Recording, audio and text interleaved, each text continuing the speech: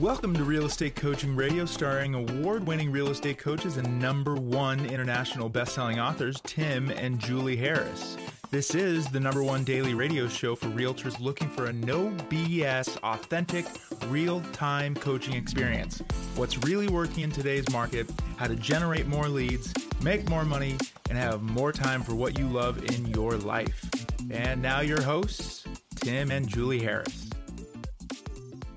Welcome back. Today we're talking about buyer agents, how you prove to your buyers why you're worth it. So what we're going to be doing is we're going to be going through a process where we're going to explain to you guys how you can actually show your USPs. You're going to be hearing that a lot lately, not just from Julie and I, but everywhere. Unique selling propositions. And you're going to have to learn how to prove your value to the buyers so the buyers are willing to sign the exclusive buyer agency contract.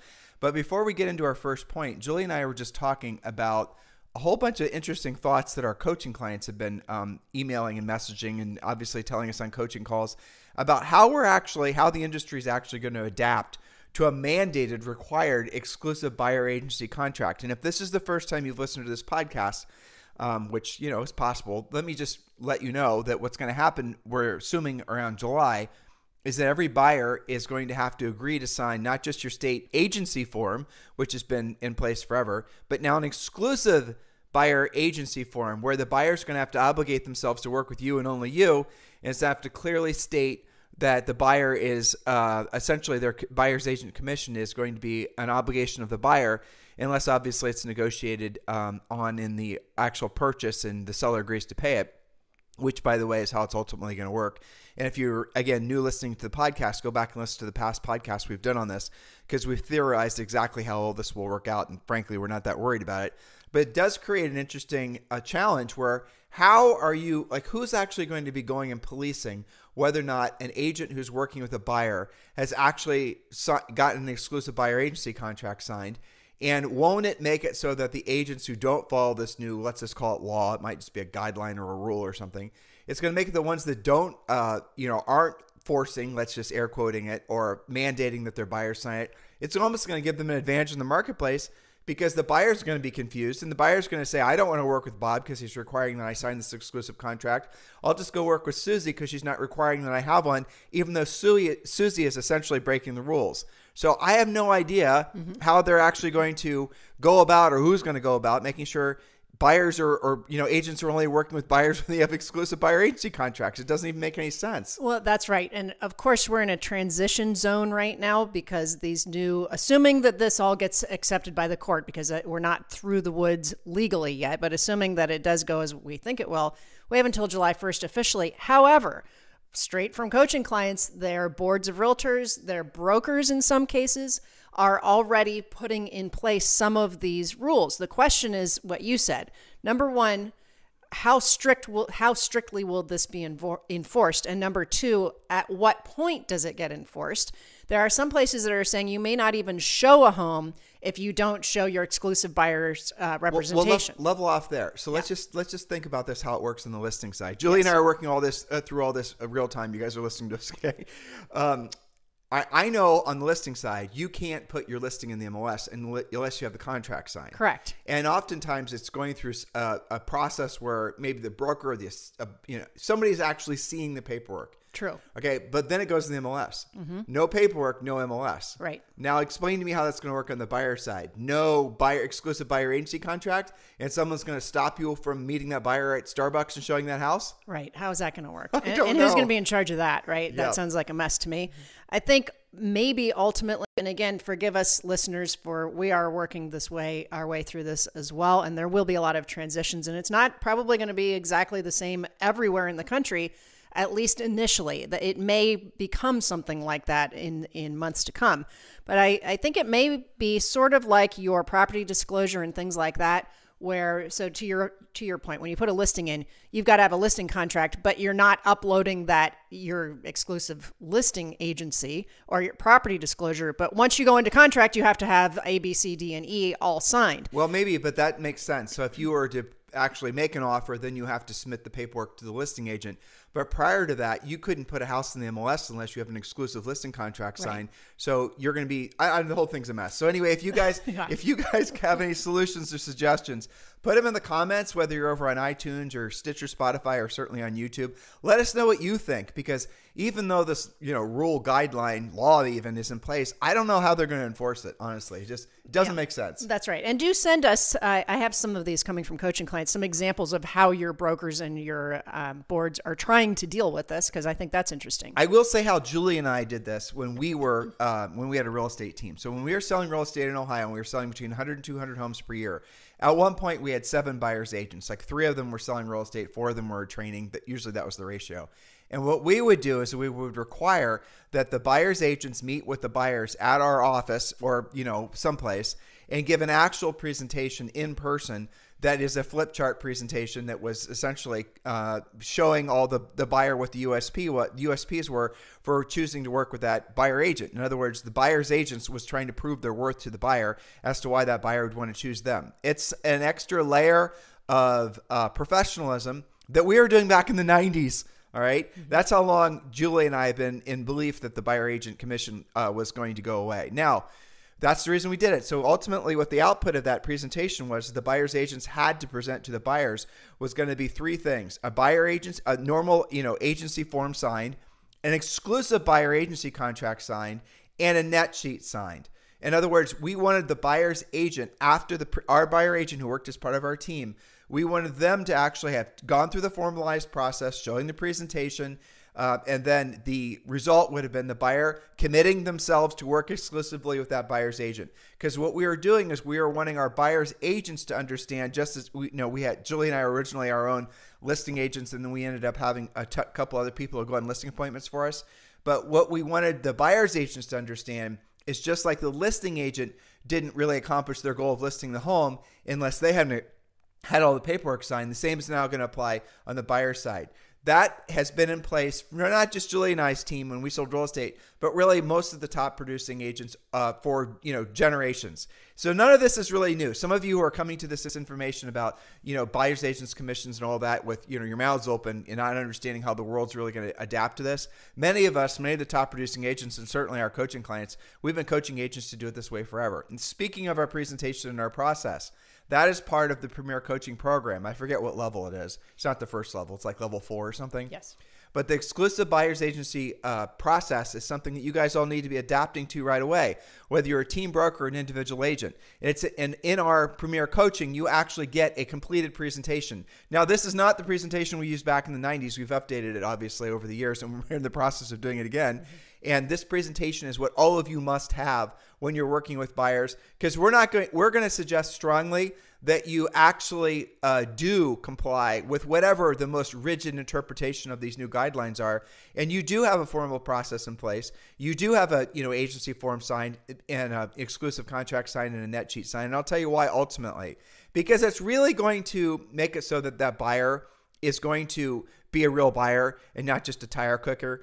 And after you've gone through the presentation, if you explain to the buyer how, you can work with FSBOs, you can work with notice defaults, you can work with, builders, you can work with all these different scenarios, and you've really proven to them what you're worth, they're going to want to sign the contract. They're going to want to obligate themselves to you, maybe for 90 days, maybe for 6 months. And you're also going to explain to them the different scenarios on how you're going to get paid. That's all part of our Premier Coaching exclusive buyer agency presentation, which is, just part of what you get when you join Premier Coaching. And yes, you can join Premier Coaching now for free. The link to join is below. Just click the link to join Premier Coaching or join Premier Coaching 30 days for free. And yes, that includes a daily semi-private coaching call, or you can just go to premiercoaching.com. Again, that's premiercoaching.com. But this information and what we've already done for you, it isn't optional, not because I say so, but because these new rules or guidelines, assuming they're in place like they've been described to us, are put in place mid-year. You're going to absolutely positively have to have a formal presentation, because the exclusive contracts are going to be part and parcel of the real estate industry going forward. That is true. So not just because that's the best practices, but also now, soon, coming to a place near you, you may be out of compliance. And if it's going to be like Pennsylvania, they have a fee attached to it too. Oh, what? $10,000. Are you kidding me? I'm not kidding In you. Pennsylvania, they're saying if you don't have an exclusive contract signed, they're going to Yep. fine you. So when do they catch you for not having a contract? Exactly. We're not sure yet. I don't understand. Yeah. I mean, More whole thing. details to follow. Anyway, in comments, let us know what you're thinking. So Yes. buyer agents, how to prove to buyers why you're worth paying for. That's not necessarily the best English, but that is pretty much what I was trying to Well, express. it says what it is, doesn't it? It's a fact now. Buyer side commissions are no longer a guarantee or an entitlement. You can't just assume that you're going to be receiving X% on every transaction. Though this seems like a whole new stress-inducing worry for many of you, the fact is, to our previous discussion, that commissions have never been a set amount, just an expectation or a tradition in most markets. Keep in mind that builders don't pay all the same buyer side commissions. Some builders don't pay any buyer side commissions. For sale by owners, that was always negotiable. It's time to prove your worth on all buyer sides, whether it's a builder, a for sale by owner, an open house, or your own listing, because now you also might have to ask your buyers to pay all or some of your fees. Remember, as of July 1st officially, obtaining the buyer agreement is no longer an option but a requirement. You must prove your worth before you ask for the buyer's commitment to you. Is that really true in Pennsylvania? A $10,000? You got to find that. I asked one of my coaching clients to send that to me. So That's bonkers. I'm just thinking while I you're know. reading your first points. By the way, our notes are available Yeah. at harrisrealestatedaily.com. We're not able to put all of our long form notes in the podcast outline or the podcast show descriptions anymore, or the YouTube show descriptions. So you're going to have to subscribe to harrisrealestatedaily.com, harrisrealestatedaily.com. Now, hundreds of you, since we launched the new newsletter, have subscribed, but I looked this morning, actually. You have to, unfortunately, you have to double opt in. Check your spam box for those of you who are not getting the newsletter yet, and all the notes and the other things that we promised, all for free, by the way. So definitely check your spam box, and you have to hit the double opt in. Just search your email, or go to spam or go to all mail, and then search Harris, and you'll find it. And then just click it, and then from there forward, you'll be good to go, and you'll be getting all the exclusive interviews and other content, not to mention the notes that we're using. These notes are designed, and Julie and I go through and write all of these every single day. It takes a lot of time. Hours of prep work for every podcast, but we do it so you can have the notes for your own benefit, but also if you're training other agents in your team or your brokerage or whatever. So feel free to get the notes. The only way to get the notes is subscribing to harrisrealestatedaily.com, harrisrealestatedaily.com. And of course, the link is below. And like I said, make sure you double opt in or you will not be receiving the newsletter, and do check your spam folder, because unfortunately I have been told that a lot of them are going to spam. All right, so this brings us to your next burning question. How do you provide overwhelming value to your buyer clients? Again, no longer an option, but a requirement. How can you become more comfortable asking for that exclusive buyer agreement and solidify the expectation that you will be paid for your hard work? Your immediate focus, listeners, must be to upgrade how you're doing business with your buyers. If you're looking for a North Star to guide you, here it is. Articulate your value in specific, transparent terms that show overwhelming value to your prospects, who then will become loyal clients. In other words, what is your USP? Tim was talking about your USPs a minute ago. That's your unique selling proposition. What makes you different? Why should a buyer hire you and agree to pay your fee potentially, or part of your fees? Versus, here are their other options. A, going directly to the listing agent, which is the most common response by our coaching clients. I'm not worried because I'm the listing agent. Or B, trying to work with multiple agents, especially given the limited inventory issue. C, they could go directly to a new build salesperson, convinced they don't need you if they're building. D, try to negotiate on their own with a for sale by owner. E, get licensed themselves. I've already heard that a couple times. Or F, maybe hire an attorney to write up their offer and try to do the rest on their own. These are all options in the minds of some of the buyers, especially the ones that haven't had a real buyer presentation. It's worth mentioning, Julie, because I think this will calm a lot of nerves. These changes people will adapt to. Agents, the industry will adapt to by July. It'll be standardized. It'll be standardized. Don't overly worry about all this. There's going to be best practices that are going to be put in place, and it'll just become part and parcel of doing a real estate deal and working with a buyer. Just don't overly panic about this. Now, that said, if you are buying buyer leads and you're paying a 40% referral fee for those buyer leads from one of the portals, and you don't know how to get an exclusive buyer agency contract and all these other headwinds that are going to be happening mid-year, I'll suggest that you probably should, if it motivates you, go into worry mode, as long as worry mode doesn't drive you into a cave where you take no action. Because the reality of it is there are going to be a lot of downward pressures that agents are going to have to work their way through mid-year, especially for the low-skilled agents who've just been buying their buyer leads, which unfortunately is how most agents have been, taught to generate leads when they get into the industry. So, go buy leads. Yeah. Buy leads from this Yahoo or this Yahoo. But again, you're going to see in some markets downward commissions pressures as the market adapts and the referral fees associated with those leads. Guys, please do not fall prey to believing that you can take an easy, there's no short path to the top. You're going to have to learn to do what you don't want to do when you don't want to do it at the highest level. You're finally going to have to learn to be a proactive lead generator focused on being a listing agent. There is so much demand and will be so much demand for housing over the next really 20 years that really, guys, I'll tell you, this is the one thing that would make me worry about the real estate industry. This one thing and one thing only, if there was lack of demand. Other than that, honestly, who cares? Right. And so far, we're great with demand. There's about 3 offers for every one listing. Yeah, but it's going to be that way for 20 years, Julie. If you just look at surely at demographics, if you look at the number of, all the things, right? You have the baby boomers downsizers. You have Generation X. You have the millennials that are now at peak buying age. And there's millions of millennials making babies and having families and all the rest of it. Then you have the generations after that. There's not enough housing for sale. You have all these things. You're going to see literally a historic rise in the demand for housing that the market, the industry will work its way through all these little gyrations and, the rules and the guidelines. Don't even have that be a thing. Look further into the future and realize that you are at the right place at the right time. As long as you adapt quickly and don't just sit around twiddling your thumbs waiting for things to happen, you got to go out there and make things happen. And this is worth mentioning too here, Julie, and then get back to your notes, okay? The greatest fortunes of really, men and women have always been made during the greatest times of change. And I'll suggest to you that we've been going through a greatest time of change. Really, this is the 3rd year. This is going to be remembered as probably one of the toughest times in the real estate industry, aside from the 2007, 2008. So if you've been through both of these things, if you're around in 07 and 08, you know what I'm talking about. But this is causing 07 and 08, at least there was it was kind of clear what was going on. It was a supply and demand problem. Here it's sort of like this amorphous, weird, all these little, gyrations of things that are going on between regulations and interest rates and, all these things. All of it's going to work itself out and all of it is going to swing back. The pendulum is going to swing back and there's going to be such an overwhelming surge of demand for real estate. Real estate's going to continue to inflate, appreciate, whatever you want to call it, and interest rates are definitely going to have to level off and go down. All these things are going to happen, and you are in the right place at the right time. Please do not get stuck in the quagmire of negative emotions and not move forward and realize that the surge is going to benefit you. You'll either ride the wave of the surge or you're going to be drowned by the surge. You decide. Well, you've just demonstrated why this is so important. Buyers aren't going away. There's going to be more and more of them. Assuming you're staying in real estate, your buyer presentation has just become that much more important. So your buyer presentation will accomplish the following. And again, Tim told you how to get the notes, but here it is. Buyer presentation focuses on what's most important to your buyer prospects and how you'll deliver on their needs.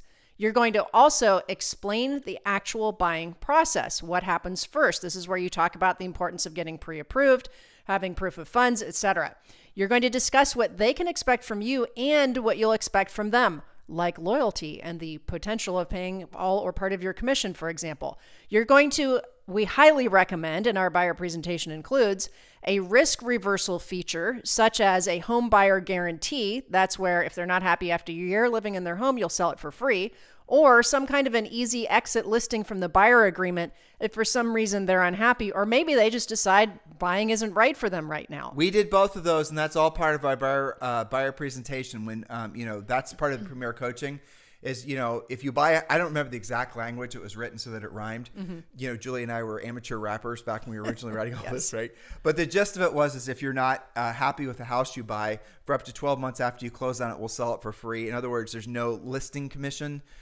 So that was something I think we maybe had someone do that once. I can't even remember one time. Yeah, okay. But they were excited to have that option, right, certainly. It's a USP. It's a reason why someone's going to want to work with you. Listing agents, you're thinking to yourself, well, I've been having to use USPs forever to get people to work with me. Well, of course, now it's going to be on the buyer side as well. Exactly. Good point. All right, so top 5 ways to to actually provide that overwhelming value to your buyer clients. Fact, before we get started on the first point, if you're not doing anything for them that they can't do on their own, why would they hire you in the first place? Much less pay your fee, much less pay or sign your exclusive agreement. Setting them up on a search isn't enough. The press has a talking point from the lawsuits that goes like this. Well, Mr. Buyer, you've got Zillow too. What's the big deal about finding a house? That's what a lot of the headlines are leading with. We should also really make clear that even if you're working with folks that have bought and sold real estate a bunch of different times, don't assume they know what the hell a buyer agent actually does. True. That's the reason the presentation, and you should mandate this. Broker team doesn't matter. If not, and you're in Pennsylvania, you're going to maybe get fined. But make it so every single time, every single agent is giving this presentation, and you'll be, again, shocked.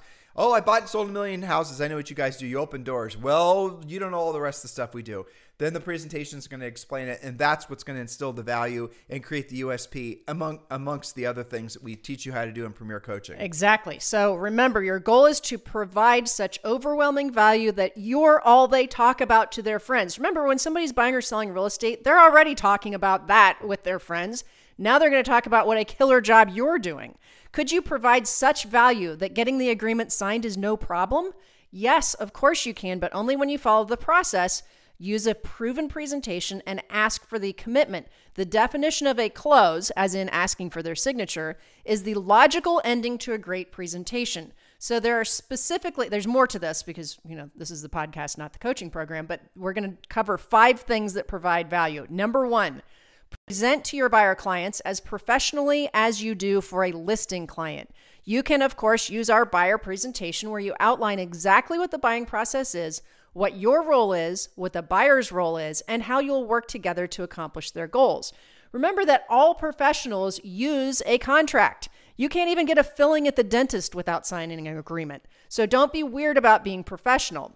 If you act like it's strange to do this, you'll create doubt in their minds and they won't be comfortable committing with you. So if you have to practice your presentation, that's okay. That's also why we do that in coaching a lot. And if you go to a listing presentation, I'm really trying to drive this point home, and the seller won't sign a commitment to list exclusively with you, you can't take the listing. You can't service the seller. You can't say you represent them. You can't put them in the MLS. The mindset's going to be the same on the buyer side. That's the way to approach it. And to Julie's point, that's a sign as to whether or not, frankly, you're a trained professional. But 2, how, serious is that potential client?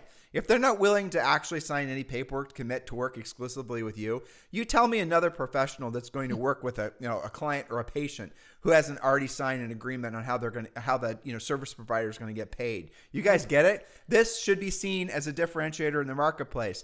I am a professional. You're going to get my professional service. These are all the USPs that I offer. These are the benefits you're going to derive from working with me. I asked for a commitment. It only makes sense because, after all, I am a professional who only gets paid when you actually transact. Exactly. And with your guarantees, that should really not be a problem. So point number 2 in your presentation, solve the inventory problem. How are you providing value? Find them their dream home. One of the top concerns for buyers and agents right now is the historic lack of inventory. But it's your job, not theirs, to find the right home for their needs. Stop waiting for them to send you a link to the house they want to see next. Drill down on their needs, get out there and find it for them. It is your job, not theirs. And I had a side note on here because we've done podcasts on this. Be more creative in your MLS searches. Change the search area, change the type of home, or find an equally great school district with more inventory. Remove square footage as a requirement. Look for a 3-bedroom with a loft instead of only 4 bedrooms, for example. And find new construction options as well. You can refer to our podcast series about finding inventory that's not in your MLS and our podcast about new construction. And of course, Premier Coaching provides a deep dive into both of those topics. I will suggest to you, Julie, and you and I have been talking a lot about this as well, that what we're going to see is the proliferation of large brokers becoming even larger. For sure. Because what's going to happen is they're going to create their own, I hate to say it, but off MLSs, not being called MLSs, of course. eXp Realty does this, Compass does this, all kinds of these brokerages. So brokerages that have more listings are going to have obviously a higher rate of being able to attract potential new leads. And if those listings are no longer on the MLS for other brokerages to search, guess what's going to happen? The large brokerages like EXP, like I said, are going to become even more dominant and powerful. A lot of you guys are independent agents, you're medium-sized brokers, you're large brokers, and you're thinking, how do I actually adapt to this new market with all these new rules? Well, guess what? The easiest way for you to adapt, probably for most of you, is just to move up and join EXP Realty. That's this week alone. I'm helping with a brokerage with 2,000 agents, and we're talking with another one that has more than that, that are all planning on moving over to EXP. It's the smart thing to do. And the other conversations I've been having are with, frankly, a lot of new agents, which I'm always thrilled to talk with, and then a lot of the Midland agents that have 2 or 3 agents, 2 or 3 assistants and things like that. And everyone's saying, I am tired of having to have all the headwinds push me back. I might as well join a group, a brokerage, a team that already has the benefit of size, and I can ride their wave that they're creating for me. That's what's ultimately going to happen, is you're going to see, and this is what regulation and rules like this have a tendency to do. They're going to make the strong stronger, the large larger. They're going to make the rich richer. So you got to decide which side of that equation you want to be on. And I'll strongly suggest you look into EXP Realty. And of course, Julie and I are associated with EXP. We have been for 5 years. One of the best business decisions we ever made. And after you and I speak about joining EXP Realty, I pretty much can guarantee you're going to feel the same way.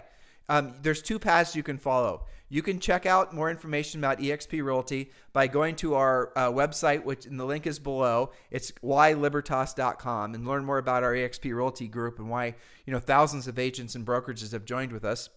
And number 2, if you're ready to choose a sponsor, you're looking to land the plane, choosing the runway, I'm here to tell you it's safe landing ahead. Please do consider sending me a text, and we'll discuss what your next steps are to join EXP Realty. And my cell phone number, text, do not call, is 512-758-0206. 512-758-0206. Again, text me when you're ready to join. 512-758-0206. And when you text me, give me a little bit of information about yourself so that we can continue the conversation quicker, so I can get to the heart of what is important to you. But, either way, EXP Realty is going to be a net winner, and other large brokerages, frankly, from a move like this. And again, the commission sharing lawsuits, if you are a large brokerage and you're tired of being a large brokerage, but you want all the benefits of being a large brokerage, let's talk about EXP Realty. It's the next natural step for all of you. At least have the information before you make a decision as to whether or not you want to continue to operate like you have been, giving all these new rules and regulations and changes, especially if your brokerage does more than $2 billion in revenue per year. And if you know anything about the commission sharing lawsuit settlements, the one that's proposed, you'll understand what I mean. All right, so on to number 3 of the 5 things that are providing value to your buyer clients. Again, there are more. You'll learn the full list and the presentation in Premier Coaching. So number 3, know and present solutions to get a better than average mortgage interest rate. You don't have to know as much as your competent mortgage lender does, but you should be able to competently discuss 2-1 buy downs, adjustable rates, and how to pay points to lock in a lower rate on a 30-year fixed mortgage. Could you loop in your lender and have coffee with your buyer clients to discuss loan options that meet their goals? Of course you could. This is all about providing more value. But again, this is an example of something that many of you do know how to do, but do your buyer prospects know that? Have you presented that to them? Have you shown that as something of value? That's what you do in your presentation. Point number 4, be a matchmaker. You must be more proactive than your buyer is. If they're dying to be in just one specific neighborhood, door knock that neighborhood so you can uncover the next motivated seller. You're probably going to uncover more than one. If they're in a new construction price range but haven't even considered it, well, go take a video of a home that could match them and see what their thoughts are. If there's a for sale by owner in their desired neighborhood and price range, talk to that seller, take a video, set up a showing. Before your buyer does that without you, be more proactive than your buyers are. But that right there is a USP. Mr. Buyer, when you work with me, we're going to identify what communities are most important to you, and my staff or myself or, something, and we're going to go door to door, and we're going to find, if you want a 2-story with a lot that's this size, I'm going to identify all those properties that are a good match for what you're looking for. And we're going to go directly and we're going to talk directly with them. And some of you are going to say, oh, I'm too busy. I'm never going to knock on a door.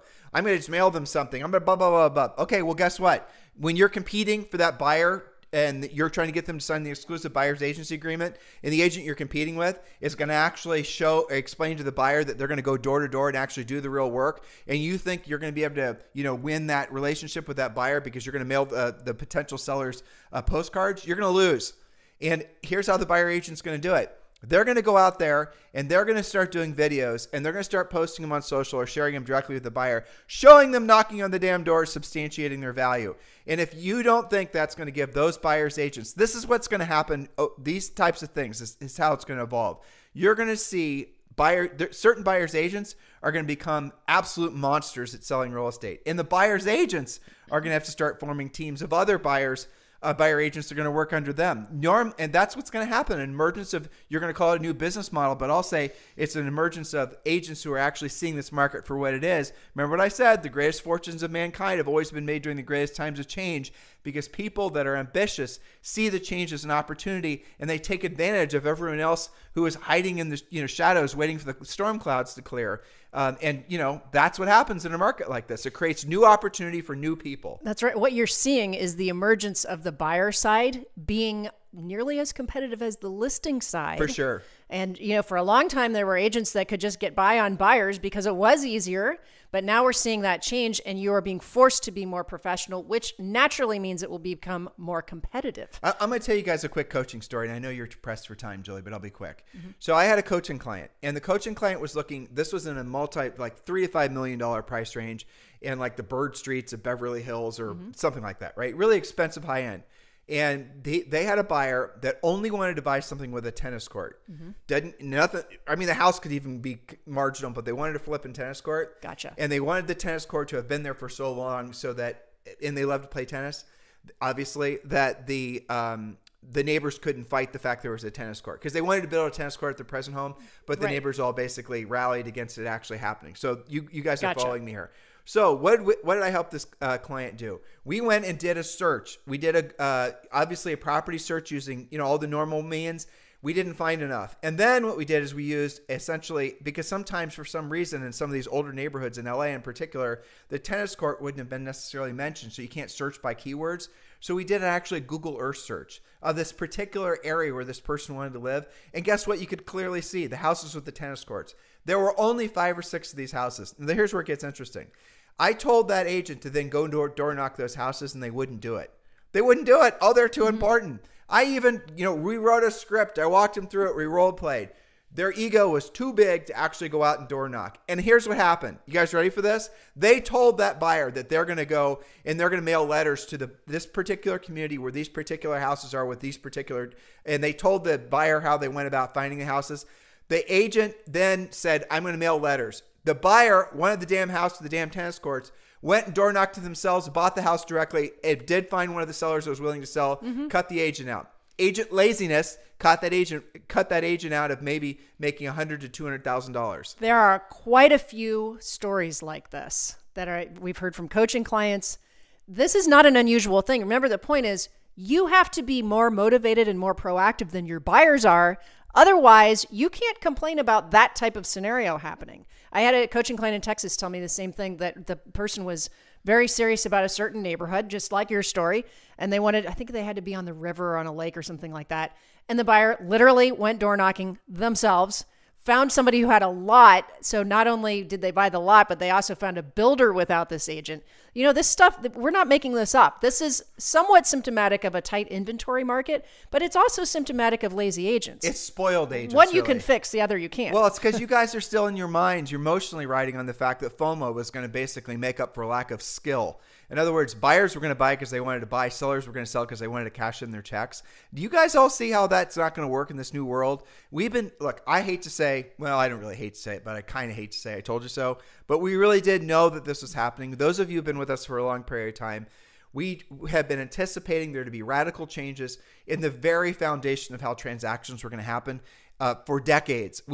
Julie and I started talking about this in earnest in our podcast 14 years ago. Go back and listen to past podcasts. Scan back 5,000 podcasts. Well, there's over 5,000 past podcasts. Yeah. That's how many podcasts. We do one every single workday. We've been doing it for 14 years, right? So none of this for long-time listeners should be new to you, but you got to take us seriously in what we're telling you, because all of this is going to hit the market of unskilled agents. in a very abrupt and, potentially career devastating way. Get ahead of that. And guess what? Not all of them listen to our podcast. Even if they do, not all of them are going to take it seriously and take actions as we're prescribing, which means it's going to create more opportunity for those of you who are ambitious. 100% true. Point number 5, provide additional value by being one step ahead once they are pending. Practice over communication. Manage the inspection process so they don't freak out over small items. We've done podcasts on that too. Set up their utilities, recommend movers, homeowners insurance, anything else to alleviate stress. And show your value by making the process more enjoyable than stressful and confusing. Always be 1 or 2 steps ahead and communicate daily. These are just some of the things that show value.